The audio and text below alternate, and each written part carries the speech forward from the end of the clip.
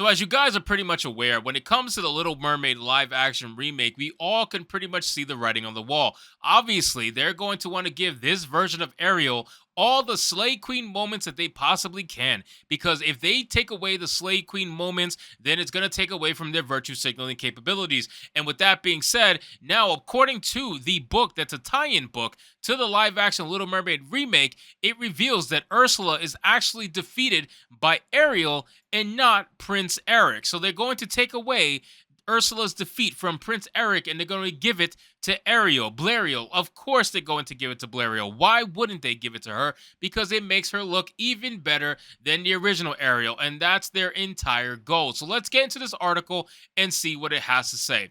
It says, in an outcome so predictable, one could have seen it coming from oceans away, an official tie-in book for Disney's upcoming live-action remake of The Little Mermaid has revealed that the film's climax will see Blariel, rather than Prince Eric as in the animated original, put an end to Ursula's villainous machinations. Now, again, I can't say that I'm surprised. Blariel's going to kill the evil white woman, Ursula. Of course, this is going to be how it's going to be because this is the current climate that we are in politically, and they need to showcase these things.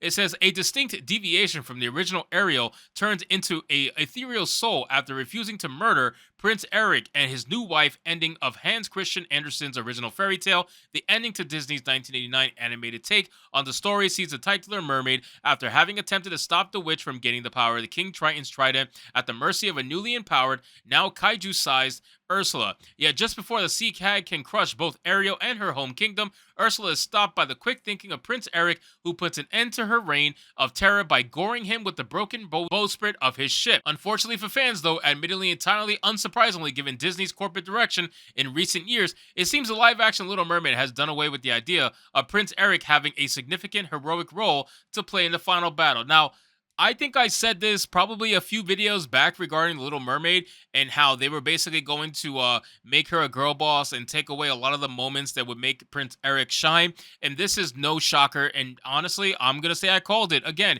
And I'm not the only one who called it. It's pretty easy, like the article says. It's very easy to see where this is going because they write from a very simplistic mindset. They write from a social justice mindset, which when it comes to social justice is already a very simplistic mindset to have. You think of everything through very simple things, like skin color, for example. So it's very easy to see where the story is going to go based off their particular writer. And you know damn well that after they were saying that Blariel was going to be a hardcore feminist, that this was going to be a feminist retelling of Ariel, this version Blariel absolutely was going to have a girl boss moment and not allow Prince Eric to have anything in this movie, let alone the actual final battle where they get rid of Ursula. That was just not going to happen. It says, instead, it seems Blariel, as portrayed by Halle Bailey, will be the one to deliver the final blow against her nemesis. This change was first publicly unveiled to the public on April 15th, courtesy of Twitter user the JC Green, who shared an excerpt from author Ashley Franklin and artist Paul Kalem's illustrated tie-in book to the movie The Little Mermaid Make a Splash, wherein Blariel can be seen behind the wheel of Eric's ship making a course for Ursula's gigantic form. The newly powerful Ursula seems unbeatable, but Blariel refuses to give up, reads Franklin's description of the scene. She steers a wrecked ship into Ursula and defeats her. Whoa, amazing. First off, how the hell is she standing as a fish? You know what I'm saying? Like, they're making her stand as a fish. Like, something is very off here. I'm pretty sure, like, you need feet for that, or at least make this flat, not curved. I don't even know anymore. I just don't know. But, of course, they were going to make her be the girl boss. There was no way in hell they were going to make Blariel have to kneel before Prince Eric and allow him to take the final kill of Ursula. You guys should have all seen that coming. We all should have seen that coming. I know I did. This revised ending appears to have been inspired by the Broadway adaptation of The Little Mermaid, wherein rather than being defeated by a physical blow from Eric's ship, Ursula is defeated when Blariel smashes the Nautilus shell around her neck, which in the stage production contains all of her evil power rather than her young victim's voice.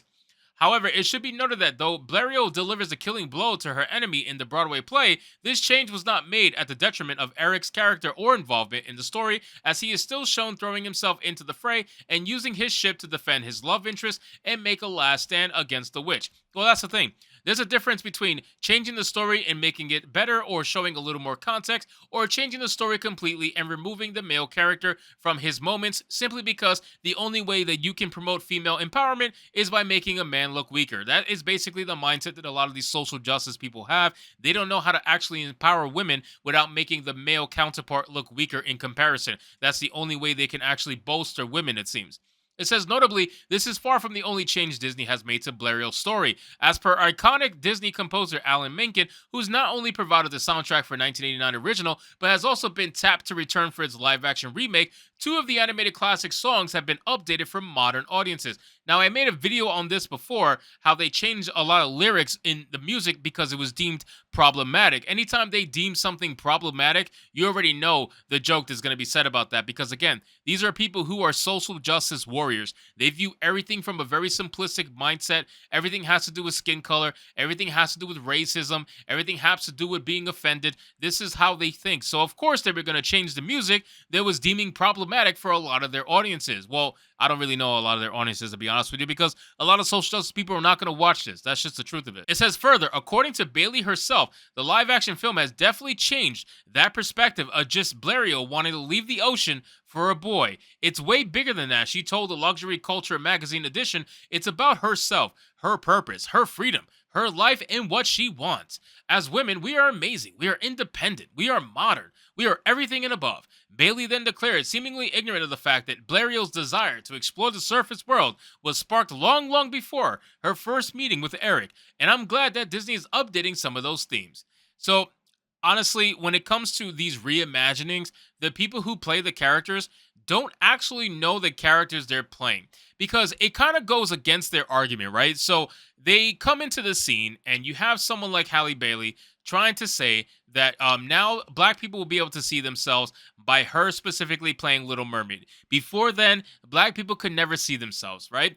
Now she says that, and then in another interview, she says, well, when I watched The Little Mermaid, I was so inspired. I saw myself as the Little Mermaid, and I just imagined what it would be like if I was her.